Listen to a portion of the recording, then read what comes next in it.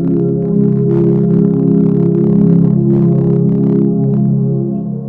दोस्तों, मैं आरती नानवानी। आज हम बात करेंगे काशी विश्वनाथ मंदिर के बारे में। काशी विश्वनाथ का मंदिर आप सभी जानते होंगे कि यह भगवान शिव के 12 ज्योतिर्लिंगों में से एक ज्योतिर्लिंग है, जो कि बनारस शहर में स्थित है। बनारस जिसे हम काशी भी कहते हैं और आज के समय में हम इसे वाराणसी के नाम से जानते हैं। बनारस शहर के बारे में ऐसा कहना है कि ये दुनिया के प्राचीन शहरों में से एक शहर है और यह लगभग 5000 वर्षों से भी पुराना शहर है। तब से लेकर अब तक ये गंगा नदी के किनारे पर स्थित है। यह जो शहर है, यह भगवान शिव का बहुत ही प्रिय शहर है। ऐसा भी मानना है कि भगवान शिव विवाह से पहले तो कैलाश पर निवास करते थे, लेकिन विवाह के पश्चात माता पार्वती के साथ जब वो पहली बार गौना करा के उनको लेके आए थे, तो कुछ समय के लिए वो काशी नगरी में ही रहे थे। इसलिए ये नगरी जो है भगवान शिव को अति प्रिय है। अब हम बात करेंगे काशी विश्वनाथ मंदिर से जुड़ी हुई कुछ अनसुनी कहानियों के बारे में। हो सकता है आपने इसके बारे में सुना हो, तो आज हम बात करने वाले हैं। चलिए शुरू करते हैं। काशी विश्वनाथ मंदिर के अंदर एक शिवलिंग है जिसे हम स्वयंभू शिवलिंग कहते हैं। स्वयंभू शिवलिंग अर्थात स्वयं उत्पन्न हुआ शिवलिंग। ऐसा कहा जाता है कि ये शिवलिंग अपने आप उत्पन्न हुआ था, इसको किसी मानव द्वारा निर्मित नहीं किया गया था। ये आज तक एक रहस्य का विषय बना हुआ है कि ये शिवलिंग अपने आप कैसे उत्पन्न हुआ था। इसी से जुड़ा हुआ एक और रहस्य है। ऐसा कहा जाता है कि काशी विश्वनाथ मंदिर के अंदर एक गुप्त दरवाजा है और इस दरवाजे को खोलने की अनुमति किसी को भी नहीं दी गई है।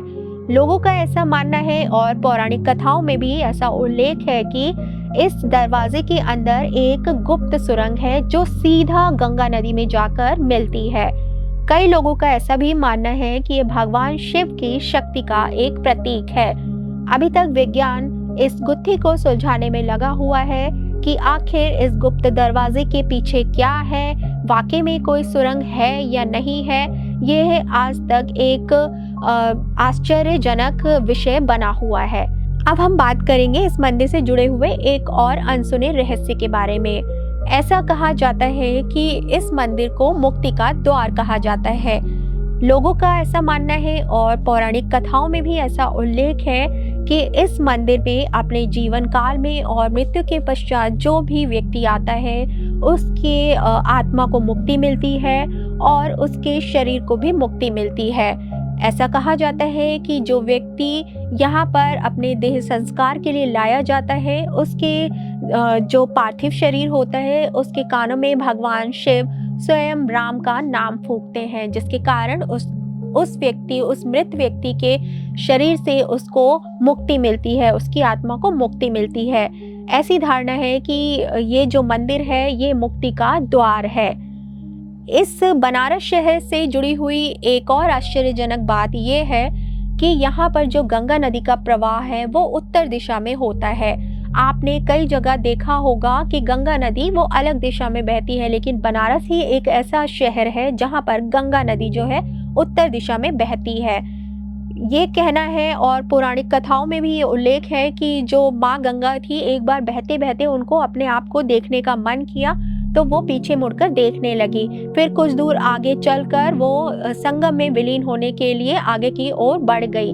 तभी से ऐसा मानना है कि जो गंगा नदी जो है बनारस में वो उत्तर दिशा में बहती है, क्योंकि गंगा माँ उस समय कुछ समय के लिए पीछे मुड़कर देखने लगी थी। ये इस शहर से जुड़ी हुई एक आस्था का प्रतीक है। ऐसा कहा जाता है कि काशी विश्वनाथ मंदिर के आसपास कुछ कुएं हैं जो लोगों की धार्मिक आस्था का प्रतीक माना जाता है। यहाँ पर एक कुआं है ज्ञानव्यापी कुआं। ये ज्ञानव्यापी कुआं इसलिए प्रसिद्ध है क्योंकि एक बार औरंगजेब के शासनकाल में जब मंदिर को ध्वस्त करने का आदेश दिया गया था, तब जो शिवलिंग था काशी विश्वनाथ मंदिर में, उसको बचाने के लिए जो पुजारी थे वो बचा कर लेकर आए थे और ज्ञानव्यापी जो कुआं है उसमें उन्होंने शिवलिंग को डाल दिया था, मतलब उसमें गिरा दिया था उस शिवलिंग को बचाने के लिए। तभी से ये माना जाता है कि आज भी वो शिवलिंग जो है ज्ञानव्यापी कुएं में मौजूद है, इसलिए लोगों की धार्मिक आस्था से जुड़ा हुआ है।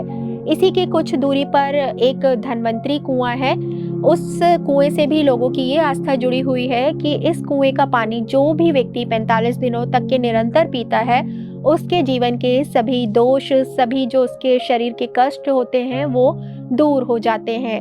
इस कुएं से जुड़ी हुई एक और जो आश्चर्यजनक बात ये है कि ये जो कुआं है, इसके 8 घाटों में जो पानी का स्वाद है, वो सभी घाटों का स्वाद अलग-अलग तरह का है। ऐसा कहा जाता है कि जो वैद्य धन्वंतरी थे, उन्होंने इसमें अपनी तपस्या की थी, इसीलिए इस कुएं का नाम धन्वंतरी कुआं पड़ गया और उसकी जो सारी शक्तियाँ थी वो इस कुएं में विद्यमान है।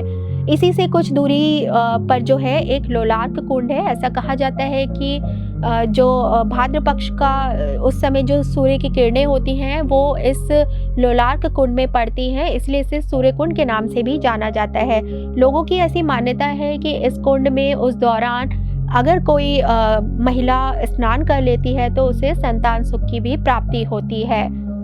इस मंदिर से जुड़ी हुई एक और जो आश्चर्यजनक बात है वो ये है कि यहाँ पर 5 आरती होती है। आपने जनरली ये सुना होगा कि मंदिर में या तो सुबह आरती होती है या फिर शाम को आरती होती है, लेकिन काशी विश्वनाथ का जो मंदिर है वहाँ पर 5 समय आरती की जाती है और इन आरतियों में जो सबसे प्रसिद्ध आरती है वो है सप्तऋषि आरती। इस सप्तऋषि आरती में जो 7 गोत्रों के ब्राह्मण होते हैं, अलग-अलग क्षेत्रों से आते हैं और इस आरती को करते हैं। ऐसा कहा जाता है इस आरती के बारे में कि जो भी व्यक्ति इस आरती में शामिल होता है उसे सुख और शांति की और समृद्धि की प्राप्ति होती है।